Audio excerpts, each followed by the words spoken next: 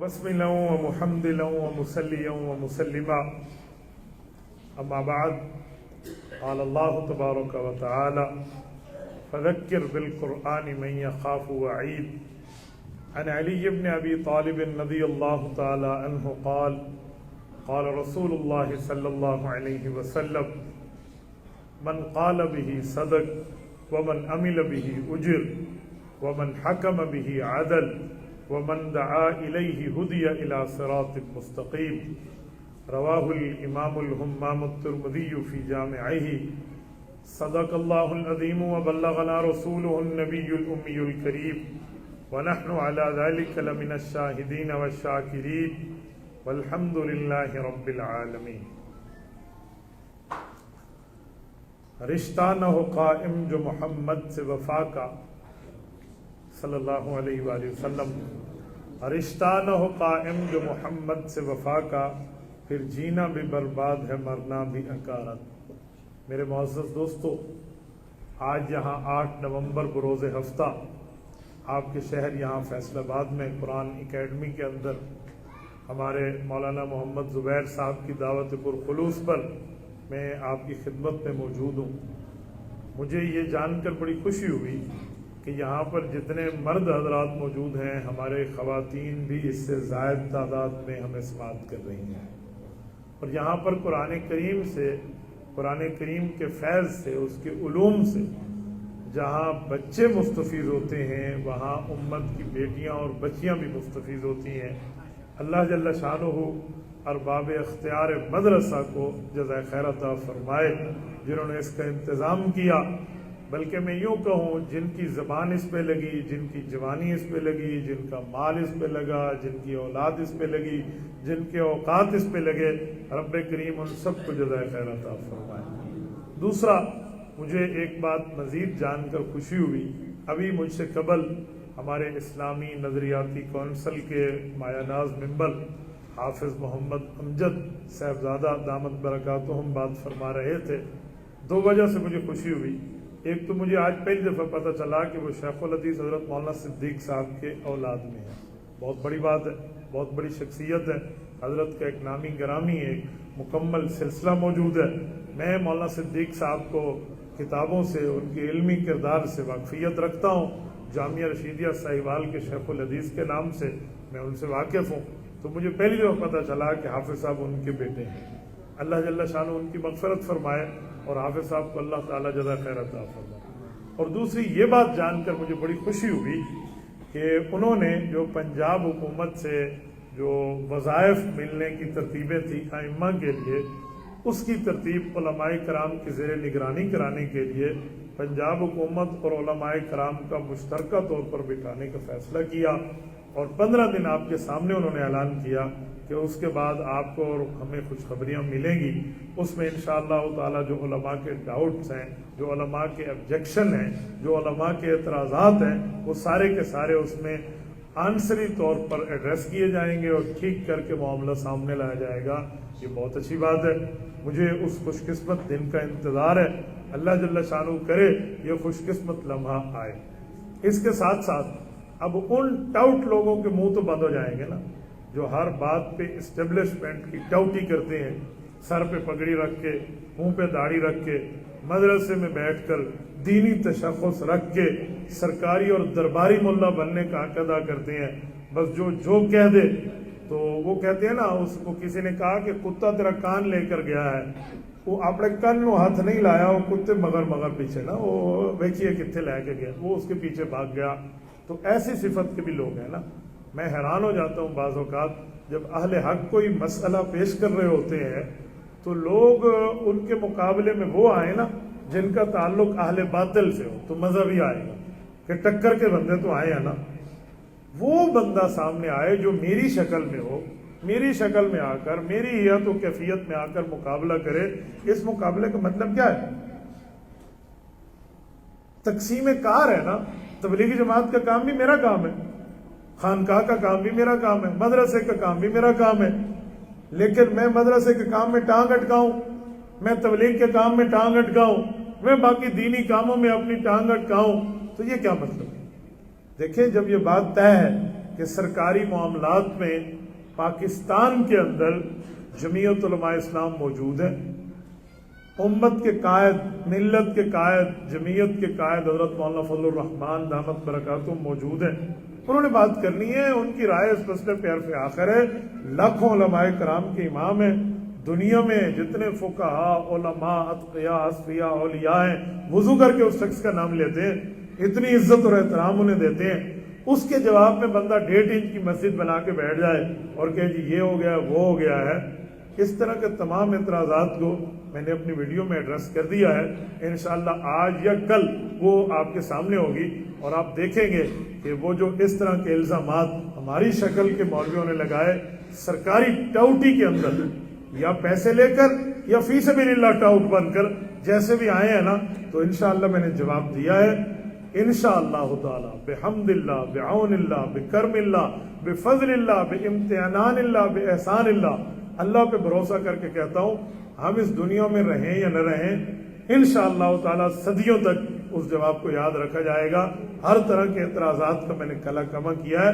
میں نے وعدہ کیا تھا کہ اگر اینٹ اٹھی نا ہم پہاڑ سے جواب دیں گے. میں نے ابھی بھی ہولا ہاتھ رکھا ہے، انشاءاللہ دلائل کے ساتھ آپ اس کو سماعت فرما لیں گے. تیسری بات، قرآن اکیڈمی کے حوالے سے جتنے اسٹوڈنٹس یہاں ہیں یا میری بہنیں مائیں بیٹھی ہیں، میں ان کے حوالے سے ایک بات کرتا ہوں. دیکھیں، دین دینداروں سے ملتا ہے، دین علماء سے ملتا ہے. جیسے مٹھائی کی دکان پر آپ کو انجیکشن نہیں لگایا جائے گا، وہ کلینک کا کام ہے. مٹھائی والے آپ کو سویٹ ڈش پیش کریں گے. ایسے ہی آپ نے دین سیکھنا ہے تو علماء سے سیکھیں، کیونکہ عالم نبوت کا وارث ہے. عالم نبی کے دین کا ذمہ دار، چوکیدار، پہرادار، دلدار، حضور پاک کا وفادار اور تابعدار، فرما بردار ہے. تو یہ اس کا کام ہے. آج کل لوگ ہر اس شخص کے پیچھے چل پڑتے ہیں جو دین کی بات بتا دے، چاہے اس کا دین سے ٹگے کا واسطہ نہ ہو، چاہے اس شخص نے ایک لفظ بھی نہ پڑھا ہو، اور وہ اپنے طور پہ بیٹھ کے کوئی ڈاکٹر یا انجینئر بن کے لوگوں کے دین کو سمجھائے. تو میں بہت حیران ہو جاتا ہوں. کچھ لوگ سمجھتے ہیں آپ کو انجینئرنگ سے چڑ ہے اس لیے آپ کسی انجینئر پہ بولتے ہیں. میں ایک جملہ سمجھانے لگا ہوں، ہمیں انجینئرنگ سے کوئی چڑ نہیں ہے. یہ جنگ آپ کے قریب ہے. مرشد العلماء والصلحاء حضرت مولانا پیر ذوالفقار احمد نقشبندی دامت برکاتہم عالم بھی ہیں، انجینئر بھی ہیں. کبھی کسی نے اعتراض کیا؟ کبھی کسی نے کوئی سوال اٹھایا؟ کبھی کسی نے کوئی بات کی ہے؟ ہمیں انجینئرنگ سے مسئلہ ہوتا تو پیر ذوالفقار صاحب کہتے تسی کی کر رہا ہے، کتنے تسی اپنا جو ہے نا تعلق اڑا بیٹھے ہو. ہم نے تو نہیں کہا.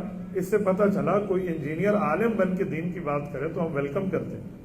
لیکن جو عالم نہ ہو، حافظ نہ ہو، قاری نہ ہو، مفتی نہ ہو، محدث نہ ہو، مفسر نہ ہو، جس کو قرآن کریم ناظرہ دیکھ کر پڑھنا نہ آئے، بائی بک پڑھنا نہ آئے، اور وہ دعویٰ کرے کہ میں امام کعبہ سے زیادہ جانتا ہوں، اور پھر دین میں ایسی ایسی باتیں پیش کر دے جو عام طبقہ، جو معاشرے میں دین کے معاملے کا ماہر نہیں ہے، اسکول کا، کالج کا، یونیورسٹی کا، انسٹیٹیوٹ کا اسٹوڈنٹ ہے، وہ بیچارہ تو پریشان ہو جائے گا. اسی لیے میں کہتا ہوں عالم سے دین لیا کریں، ادھر ادھر نہ جایا کریں. اب میں آپ کو ایک جملہ سمجھاتا ہوں. ہمارے نبی پاک صلی اللہ علیہ وسلم نے ہمیں کس کے حوالے کیا ہے؟ ہمارے نبی پاک کی تعلیمات دین اسلام سیکھنے اور سکھانے کے لیے کیا ہے؟ آپ توجہ رکھیں. ایک رکوع کی حدیث ہے، مشکات شریف میں موجود ہے. میں آپ کی خدمت میں پڑھتا ہوں، اردو ترجمے کے ساتھ آپ کی خدمت میں رکھتا ہوں. آپ اس سے اندازہ لگائیں کہ ہمارے نبی پاک نے فتنوں کے دور میں ہمیں کہاں حوالے فرمایا ہے. مشکات المصابیح جلد نمبر 1، کتاب الاعتصام، باب الاعتصام بالکتاب والسنہ. پیغمبر کے صحابی حضرت عرباض ابن ساریہ رضی اللہ عنہ ہے. وہ نبوت صلی اللہ علیہ وسلم، رسالت مآب صلی اللہ علیہ وسلم کا ایک واقعہ بتاتے ہیں ایک رات کا. کہتے ہیں ایک دن ہم حضور پاک صلی اللہ علیہ وسلم کے پاس بیٹھے تھے. نبی علیہ الصلوۃ والسلام نے ہمیں واعظ فرمایا صلی بنا رسول اللہ صلی اللہ علیہ وسلم ذات یوم. حضور نے ایک دن نماز پڑھائی، فواعظنا موعظۃ بلیغہ، اور ایسا واعظ فرمایا جو بالکل واضح، نصیحتیں، وصیتیں، ایسی گہرائی کی علمی ہماری خیر خواہی کی باتیں حضور پاک نے فرمائی کہ میں 2 اور 2 4 کی طرح سمجھ آنے لگا. فقال رجل منا، ایک شخص ہم میں کھڑا ہوا، اس نے کہا یا رسول اللہ کأن هذه موعظة معد او معدع فاوصینا، یا رسول اللہ آپ کی گفتگو سے تو آج لگتا ہے کہ آپ بات فرما رہے ہیں جیسے آپ دنیا چھوڑ کے جا رہے ہیں. کیوں؟ ذرفت منها العیون، ہماری آنکھوں سے آنسو بہ رہے ہیں. وجلت منها القلوب، اور ہماری جو کیفیت دلوں کی ہے نا، وہ کیفیت ہماری بیان سے باہر ہے. ہمارے دل ڈر گئے ہیں، ہماری آنکھوں سے آنسوؤں کا سمندر کو منڈایا ہے. آپ نے ایسی باتیں فرمائی ہیں. آپ ایک کام فرمائیے، پوری گفتگو کی سمری، پوری گفتگو کا خلاصہ، پوری گفتگو کو ایک لائن میں سمیٹنے کے لیے آپ ہمیں کوئی خاص وصیت فرما دیں تاکہ ہم اس کو پلے باندھ لیں. نبی پاک علیہ السلام نے اس کو جواب دیا اوصیکم بتقوی اللہ والسمع والطاعہ وان عبدا حبشیا. فرمایا میں تمہیں اللہ رب العزت کے تقوی کی وصیت کرتا ہوں اور اپنے امیر کی بات سننا اور اطاعت کرنے کی وصیت کرتا ہوں. یہ نہ دیکھنا کہ تمہارا امیر کون ہے، اگرچہ وہ حبشی غلام ہی کیوں نہ، اس کی بات تم نے ماننی ہے، تسلیم کرنی ہے. یا رسول اللہ ٹھیک ہو گیا. اگلا جملہ حضور پاک نے فرمایا بڑا قابل غور ہے. فرمایا فَإِنَّهُ مَن يَعِشْ مِنكُم بَعْدِي، میرے بعد تھوڑا سا عرصہ گزرے گا، جو بندہ زندہ رہے گا نا اس کو بہت سے مسائل سے واسطہ پڑے گا. بتاؤں، صحابہ تو پہلے تیار بیٹھے ہیں، کان ہمتن گوش متوجہ، رسالت مآب علیہ السلام کی طرف متوجہ. رسول اللہ ضرور فرمائیے. فرمایا فَسَيَرَى اخْتِلَافًا كَثِيرًا، جو بندہ میرے بعد زندہ رہے گا ایک عرصے کے بعد وہ فرقہ واریت کا دور دیکھے گا. اختلافاً کثیرا، شدید ترین کثیر ترین اختلاف دیکھے گا. ہر طرف سے اپنی باتیں شروع ہو جائیں گی. گویا ہر طبقہ کہہ رہا ہوگا ہم اہل حق ہیں، یہ اہل باطل ہے، ہم ٹھیک ہیں، یہ غلط ہے، میں صحیح ہوں، یہ رانگ ہے، ہم رائٹ ہیں. اس طرح کے دعاوی شروع ہو جائیں گے، دعوے شروع ہو جائیں گے. تو یہ حال ہوگا. اب صحابہ کرام رسول اللہ کے چہرہ انور کا شربت دیدار بھی پی رہے ہیں اور نبی پاک صلی اللہ علیہ وسلم کی آنکھوں میں آنکھیں رکھ کر جواب کا انتظار کر رہے ہیں کہ رسالت مآب علیہ السلام فرمانا کیا چاہتے ہیں، بتانا کیا چاہتے ہیں. اس فتنے کے دور میں مخلص چھٹکارے کی ترتیب حضور کیا ارشاد فرماتے ہیں. تو نبی پاک علیہ السلام نے فرمایا بتاؤ تم کیسے اس فتنے سے بچو گے. یا رسول اللہ ضرور بتائیں ہم ان فتنوں سے کیسے بچیں گے. فرمایا فعلیکم بسنتی وسنت الخلفاء الراشدین المہدیین. ذہن میں رکھنا، میرے طریقے کو دیکھنا، ابو بکر، عمر، عثمان، علی رضی اللہ عنہم کی طور ترتیب کو دیکھنا، اس طریقے کو دیکھنا، اس کے اوپر عمل کرنا. میرا طریقہ، خلفائے راشدین کا طریقہ. یہ حضور کیا بتا رہے ہیں؟ صرف طریقہ نبوی دیکھیں، صحابہ اور اہل بیت سے منہ پھیر دیں؟ نہیں، نبی پاک امت کو صحابہ اور اہل بیت کے حوالے کر رہے ہیں. فرمایا فعلیکم بسنتی، طریقہ میرا تو دیکھنا ہے، سنت الخلفاء الراشدین المہدیین. تم نے خلفائے راشدین، خلافت راشدہ کی سنت کو بھی لینا ہے. اس سے پتہ چلا خلافت راشدہ میں خلفائے راشدین کا جو اجماعی فیصلہ ہوگا وہ سنت کہلائے گا. وہ سنت الخلفاء فرمایا، ایک میری سنت، ایک خلفاء کی سنت. تو یہ تو دو سنتیں ہو گئی، لیکن ان دو کو حضور ایک فرماتے ہیں. لفظ دو ہے، سنت ایک ہے. کیوں؟ اگلا جملہ فرمایا سنو تمسکو بہا، اس سنت کو مضبوط پکڑنا. لفظ ہونا چاہیے تھا تمسکو بہما، ان دونوں سنتوں کو مضبوط پکڑنا. بات دو کی اور آگے فرمایا اس سنت کو. کیوں؟ جمع کے لیے واحد پرولر کی جگہ سنگولر، یہ کون سا صیغہ دے دیا؟ تمسکو بہا. اور پھر فرمایا وعضوا علیہا بالنواجذ، اتنا مضبوط اس سنت کو پکڑنا جیسے دانتوں سے کوئی چیز پکڑی جاتی ہے، ایسی مضبوطی سے پکڑنا. تو محدثین اس کی شرح میں لکھتے ہیں کہ خلفائے راشدین کے فیصلے جو ہیں وہ دراصل حضور کے فیصلے ہیں. وہ نبی پاک صلی اللہ علیہ وسلم کی تعلیمات کے اظہار کا کام ہے.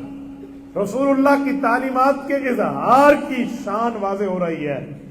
اسی لیے خلفائے راشدین کے دور کو تکمیل نبوت کا دور کہتے ہیں.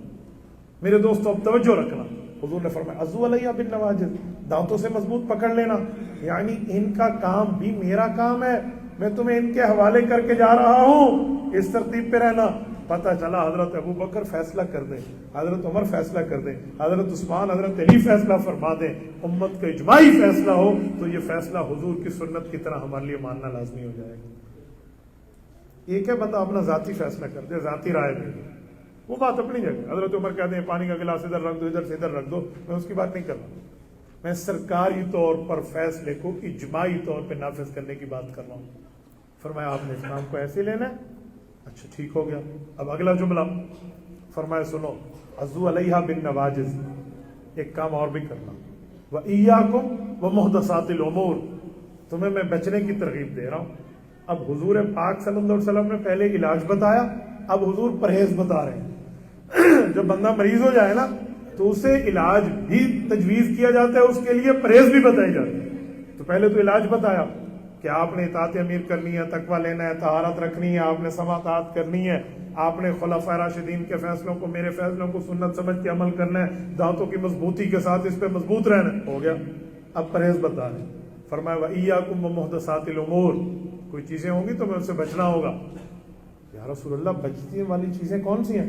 فرمایا محدثات، جو دین خود گھڑ کے پیش کر دے، جو دین گھڑ کے پیش کر دے، پیٹ سے بنا کے دے دے، ہینڈ پکٹر ہو، وہ ہاتھ سے بنا کے دینے والا ہو، حضور پاک کی بات سمجھانے والا نہ ہو، اس سے بچنا۔ وَإِيَّاكُمْ وَمُحْدَثَاتِ الْأُمُورِ، کیوں؟ فَإِنَّ كُلَّ مُحْدَثَةٍ بِدْعَةٍ، جو بندہ پیٹ سے دین بنائے گا وہ تو سنت نہیں ہوگی، وہ تو بدعت ہوگی، اس سے آپ نے بچنا ہے۔ فَإِنَّ كُلَّ بِدْعَةٍ ضَلَالَةٍ، اور ہر وہ کام جو سنت کی مخالفت میں لے جائے تمہیں تو گمراہ کر دے گا۔ وفی روایت وَكُلَّ ضَلَالَةٍ فِي النَّارِ، اور جب تم گمراہی میں پہنچو گے تو سمجھو تمہارا ٹھکانہ جہنم میں بن گیا۔ یہ نبی پاک صلی اللہ علیہ وسلم نے ہمیں علاج بھی بتایا، حضور پاک علیہ السلام نے ہمیں پرہیز بھی بتائی۔ اب ہمیں دیکھنا ہے کہ ہم اپنی اس پریکٹیکل لائف، عملی زندگی میں سرکار دو عالم صلی اللہ علیہ وآلہ وسلم کی تعلیمات پہ کتنا عمل پیرا ہیں۔ یہ بڑے بیٹھے ہیں یا یہاں چھوٹے بیٹھے ہیں؟ بڑوں کو کہہ رہا ہوں، چھوٹوں کو سمجھا رہا ہوں، ہماری ذمہ داری ہے۔ آج کا چھوٹا کل کا بڑا ہے، آج کا بچہ کل کا قوم کا معمار ہے، لہذا ہماری ذمہ داری ہے، ہم نے بات اپنی اولاد تک دینی ہے، انہیں سمجھانا ہے، تقویٰ بتانا ہے، للہیت بتانی ہے، سماعت، اپنے امیر کی بات کو سننا، اس کو تسلیم کرنا بتانا ہے، اور فرقہ واریت کو ختم کرنے کا طریقہ حضور نے بتایا، میرا طریقہ اور خلفائے راشدین کے طریقے کو اپنانا ہے، تو فرقہ واریت کا جن بوتل میں بند ہو جائے گا۔ میں کچھ عرصہ پہلے اسلام آباد میں گفتگو کر رہا تھا تو ایک پروفیسر صاحب نے مجھ سے پوچھا تھا کہ مولانا یہاں سے پتہ چلتا ہے کہ اصلی کے ساتھ نقلی دین بھی ہوگا؟ میں نے کہا جی ہاں۔ کہتے پہچان کیسے ہوگی اصلی اور نقلی دین؟ میں نے کہا پروفیسر صاحب ان ایک مشکل کام نہیں، ایک کوئی اوکھی گل نہیں، بہت آسان ہے۔ آپ 1 نمبر دودھ اور 2 نمبر دودھ کو تو پہچان سکتے ہیں، 1 نمبر مسالہ 2 نمبر مسالہ پہچان سکتے ہیں، 1 نمبر گھی اور 2 نمبر گھی آپ جان سکتے ہیں، تو پھر نبوت کی تعلیمات میں 1 نمبر دین اور 2 نمبر بے دین کو کیوں نہیں جان سکتے آپ؟ کہا وہی میں معیار پوچھ رہا ہوں۔ میں نے کہا وہی معیار حضور نے بتا دیا، فعلیکم بسنتی وسنت الخلفاء الراشدین، جو دین نبی سے لے، تشریح نبی کے صحابہ سے لے، ہر عقیدے میں، ہر مسئلے میں وہ حق ہے، جو اس کی مخالفت کرے وہ 2 نمبر ہے۔ آپ عقائد کو دیکھ لیں، مسائل کو دیکھ لیں، فضائل کو دیکھ لیں، دلائل کو دیکھ لیں، ایک ایک عقیدے پہ یوں چیک لگاتے ہوئے آئیں، چیک کر لیں کہ واقعی دین نبی سے یا تشریح نبی کے صحابہ سے، کیونکہ حضور پاک نے ہمیں ان کے حوالے کی۔ اس نے فوراً کہا جب دین نبی سے لیں گے تو تشریح بھی نبی سے لے لیں، صحابہ سے لینے کی ضرورت کیا ہے؟ دین نبی سے ہے، تشریح بھی نبی سے لے لیں۔ یعنی جن کے دل میں صحابہ اور اہل بیت کی محبت نہ ہو، سوال تو اٹھے گا۔ میں نے کہا جن سے دین لیں گے تشریح ان سے نہیں لے سکتے، کیوں؟ ان کے کام کی تشریح کی وضاحت وہ کرے گا جو دیکھ رہا ہوگا۔ کیا مطلب؟ میں سمجھائے دیتا ہوں۔ یہ کیا ہے؟ سارے بولے ہیں گھڑی، میں یہاں پیپر بورڈ پہ لکھ دیتا ہوں، یہ بورڈ ہے، گھڑی لکھ لیا۔ یہ کیسے ثابت کریں گے کہ گھڑی سے مراد ٹائم پیس ہے؟ گھڑی کے تو 3-4 معنی ہوتے ہیں۔ میں گھڑی کا معنی کروں؟ جامعہ امدادیہ فیصل آباد بہت بڑا مدرسہ ہے، آپ چلے جائیں ان سے ایک روایت پوچھیں کہ جس نے رمضان المبارک کی خوشخبری دی اس پہ جنت واجب ہو گئی، وہ کہیں گے یہ حدیث نہیں ہے، یہ گھڑی ہوئی بات ہے۔ کیا ہے؟ یہ گھڑانتو ہے، ادھر مانا ٹائم پیس تو نہیں ہوگا، اب گھڑی کا معنی تو جھوٹی روایت ہو گئی۔ یہاں میں نے گھڑی لکھا ہے، آپ کیسے پروف کریں گے اس کا معنی ٹائم والی گھڑی ہے؟ میں ایک اور معنی کرتا ہوں۔ بھائی ابراہیم عبداللہ بیٹھے ہیں، میں نے پوچھا آپ عمرے پہ گئے؟ جی گیا استاد جی۔ رسول اللہ کے روزے پہ گئے؟ جی گیا حضرت۔ کیسا لگا؟ مفتی صاحب نے پوچھا۔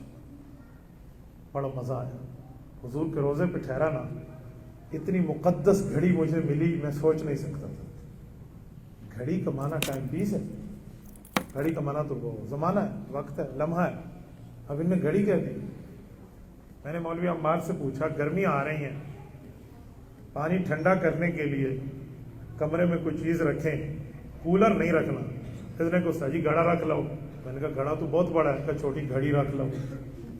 اب اس گھڑی کا معنی چھوٹا مٹکا ہے، آپ کیسے پروف کریں گے گھڑی کا معنی ٹائم پیس ہے؟ ایک لفظ لکھا گیا مطلب چار ہو گئے، ٹائم پیس بھی ہے، مٹکا بھی ہے، زمانہ بھی ہے، جھوٹی روایت بھی ہے، تو نہیں فیصلہ کر سکتے۔ تو کون فیصلہ کرے گا؟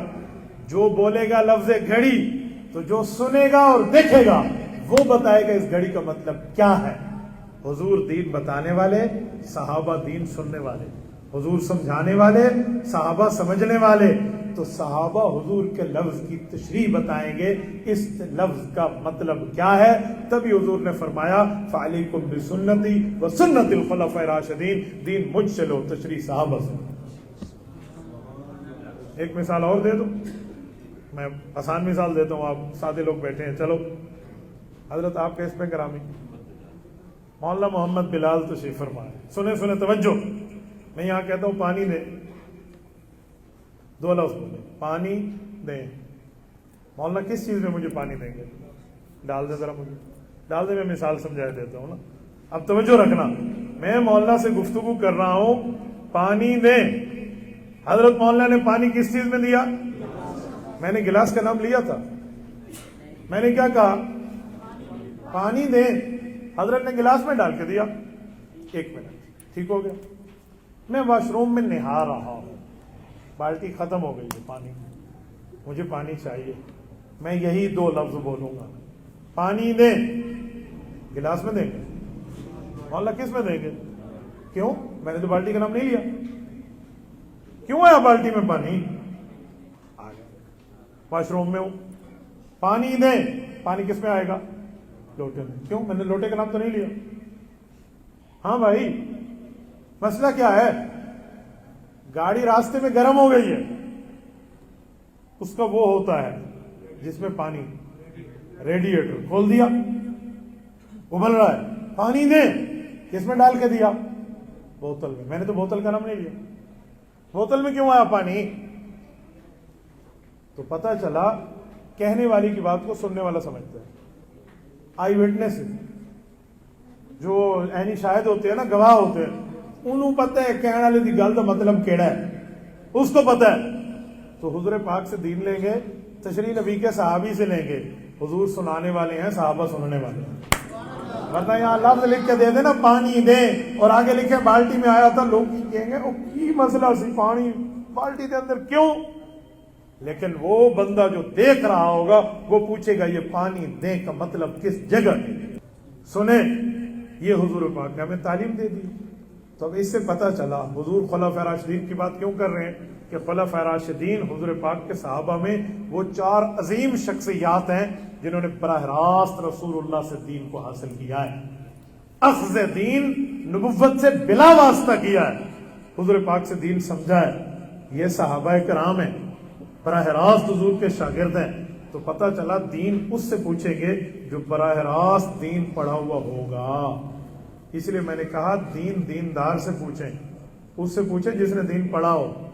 جس کدی مدرسے جا کے اتنے ایک منٹ لئی اپنی تشریف نہیں رکھی، تو اس دے کول جاؤ، انجینئر صاحب دین تے بڑا سکھاتا ہے، کہاں جائیں گے؟ آپ کیسے فیصلہ کریں گے دین سکھاتا ہے؟ آپ کیسے بتائیں کہ دین سکھا رہا ہے؟ اس نے کس دیندار سے پڑھا ہے؟ اردو ترجمے کی کتاب سے اس نے قرآن کا ترجمہ اور حدیث کا ترجمہ پڑھا ہے۔ میں نے کہا اوکے، اس ڈاکٹر کے پاس دوائی لینے کیوں گئے ہو؟ اس کی تو 10,000 روپے فیس ہے، اس کی 100 روپے فیس ہے، بہت سستا ہے، اس کے پاس چلا جاؤ۔ وہ کون سا ڈاکٹر ہے؟ بہترین ڈاکٹر ہے، اردو ترجمے والی تمام میڈیکل کی کتابیں خود پڑھ کے ڈاکٹر بن گیا، جائیں اس سے گردے کا آپریشن کرائیں۔ میں نہیں جانا، کسی ڈاکٹر دا شاگرد تے کوئی نہیں، میری تو جان کا مسئلہ بڑھ جاسی۔ یار جان تیرے لیے اتنی اہم ہے کہ تو اس کے پاس نہیں جاتا جو اردو ترجمے پڑھ کے خود ڈاکٹر بن گیا ہے، میڈیکل کی کتابیں۔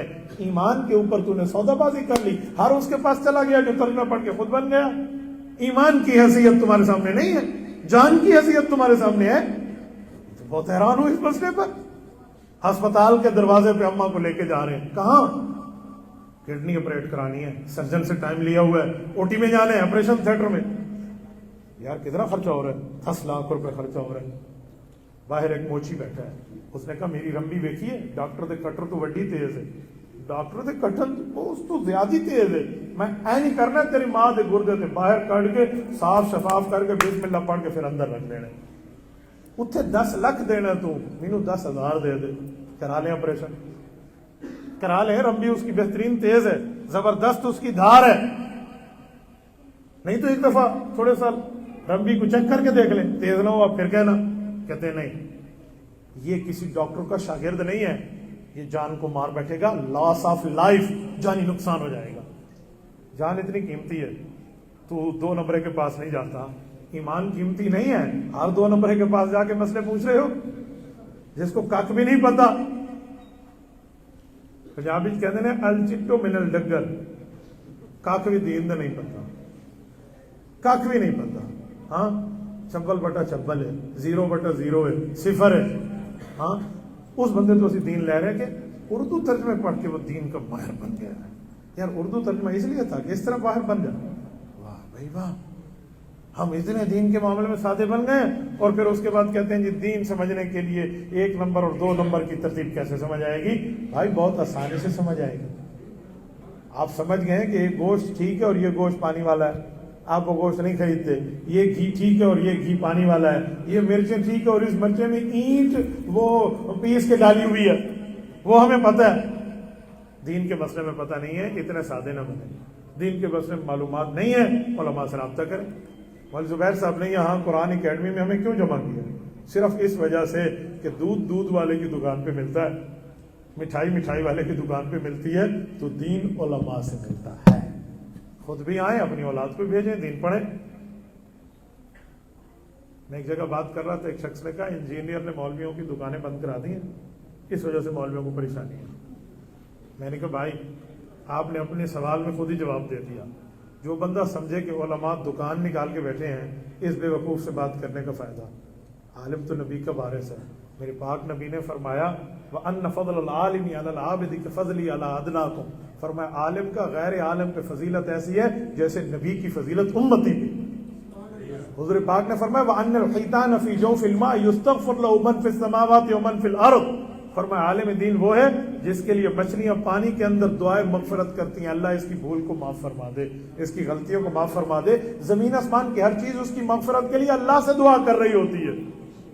آپ کہتے ہیں مولوی دکان کھولی ہوئی ہے، آپ جب دین کو دکان سمجھیں گے، دین کو بزنس سمجھیں گے، دین کو کاروبار سمجھیں گے، دین کو تجارت سمجھیں گے، عالم دین کو تاجر سمجھیں گے، تو پھر آپ کے لیے سزا یہی کافی ہے کہ میر بھی کیا سادہ ہے، بیمار ہوئے جس کے سبب اسی عطار کے لونڈے سے دوا لیتے ہیں۔ پھر تسی جاؤ انجینئر دے کول، اس تو دین لو، بسم اللہ، پھر سانو کوئی مسئلہ کوئی نہیں۔ ہم تو کھلی کھلی بات سمجھا رہے ہیں، کسی مننا ہے پھر بھی ٹھیک ہے، نہیں مننا پھر بھی ٹھیک ہے، جمہوری ملک ہے، اپنی رائے دی آزادی ہے، جاؤ لے لو۔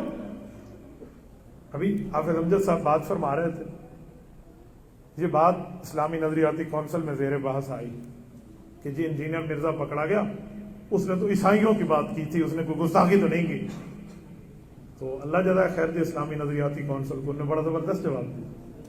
انہوں نے کہا جناب عیسائیوں کی بات تب اس نے کی ہے جب وہ بات عیسائی کر رہے ہوں، اس نے اپنی طرف سے گستاخی بنائی ہے، عیسائیوں کے متھے مار دیے، عیسائی پوپ عدالت پہنچ کے کہندے ساڈا نظریہ کوئی نہیں، عیسائی کہتے ہیں ہمارا نظریہ نہیں، یہ کہتے ہیں اس نے تو عیسائیوں کے نام پہ کہا.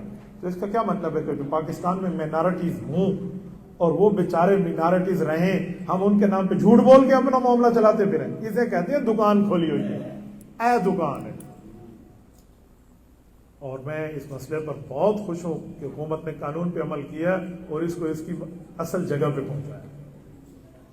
اور میں آپ کی وساطت سے آن ایئر پوری دنیا سے حضرات کو کہتا ہوں کہ یہ مطالبہ کیا جائے کہ اس طرح کے 2 نمبروں کی گفتگو پر ہمیشہ پابندی ہونی چاہیے، ان کی زبان بندی ہونی چاہیے. یار ہمارے ہاں جو معاملہ چل رہا ہے، جیسے ابھی حافظ فرما رہے تھے بریلوی علماء کا دیوبندی علماء سے اختلاف ہے، دیوبندی علماء کا اہل حدیث سے اختلاف ہے، اہل حدیث کا ان سے اختلاف ہے. کبھی آپ نے اسٹیج پہ دیکھا ہے کہ ہم نے کہا تسی اٹھو تو بریلوی مولوی نو خیر مار کے آ جاؤ؟ دیکھا ہے؟ کبھی ہم نے کہا ہو کہ اہل حدیث مسجد میں این کر کے کلاشن کوف 303 دی گولی چل میرا بھائی؟ دلیل کا اختلاف ہے، دلیل کے ساتھ بات کی جاتی ہے. تو دلیل کے ساتھ بات کرنے میں کبھی یہ کام نہیں ہوتا جو یہ کام کر رہے ہیں. اور ان کا کام آپ نے دیکھا ہے، ان کا معاملہ ہے کیا؟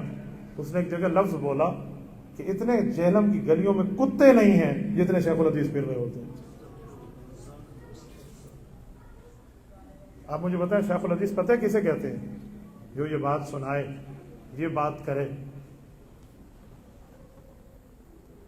کہ ھذا روایت من امام الحمام البخاری وبه قال حدثنا احمد بن اشقاب قال حدثنا محمد بن فضیل عن عمارة بن القعقاع عن ابي زرعة عن ابي هريرة رضی اللہ تعالی عنہ وعنہم قال رسول اللہ صلی اللہ علیہ وسلم. جو یہ بتائے کہ مجھے میرے استاذ نے، اس کے استاذ نے، اس کے استاذ نے، اس کے استاد نے، سنتے سنتے سنتے ہمیں رسول اللہ صلی اللہ علیہ وسلم کی حدیث فلاں صحابی سے ملی، ہمیں نبی پاک صلی اللہ علیہ وسلم کا فرمان فلاں صحابی سے ملا، اور اس صحابی نے ہمیں یہ بات بتائی کہ نبی پاک صلی اللہ علیہ وآلہ وسلم نے یہ جملہ ارشاد فرمایا اور حضور پاک کی یہ حدیث ہے.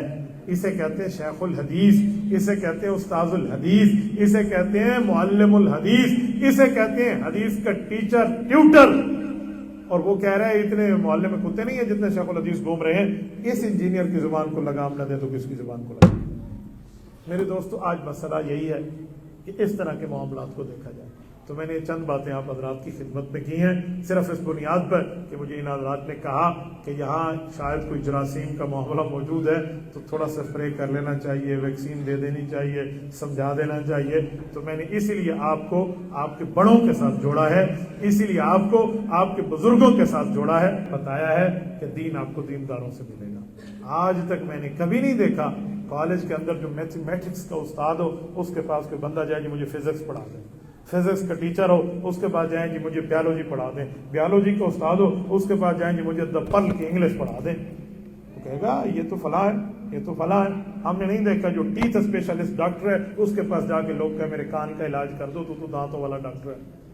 جو آئیز اسپیشلسٹ ہے اس کے پاس ہے، اسے کہا یار میری ٹانگ کٹ گئی ہے، اس سے تو کوئی انجیکشن سے کوئی دوائی دارو سے مینوں کر کے دے دے. نہیں ہے تو اس کا ماہر ہے. تو پتہ چلا ہر کام کا ماہر ہی ہوتا ہے نا. تو دین کے ماہر کو عالم کہتے ہیں. تو علماء سے اپنا تعلق جوڑ لیں، معاملہ کھل کے واضح ہو جائے گا، 2 اور 2 4 کی طرح ٹھیک ہو جائے گا. لیکن جب اس طرح نہیں ہے تو پھر اس کے بعد بندے نے رولنا ہے اور ذلیل ہونا ہے. اللہ تعالی ہمیں اس ذلت سے محفوظ رکھے. رب کریم آپ کو اور ہمیں صراط مستقیم عطا فرمائے، حضور پاک صلی اللہ علیہ وسلم کی تعلیمات پہ عمل کی توفیق عطا فرمائے. جزاکم اللہ تعالی. اقول قولی ھذا واستغفر اللہ وآخر دعوانا ان الحمد للہ رب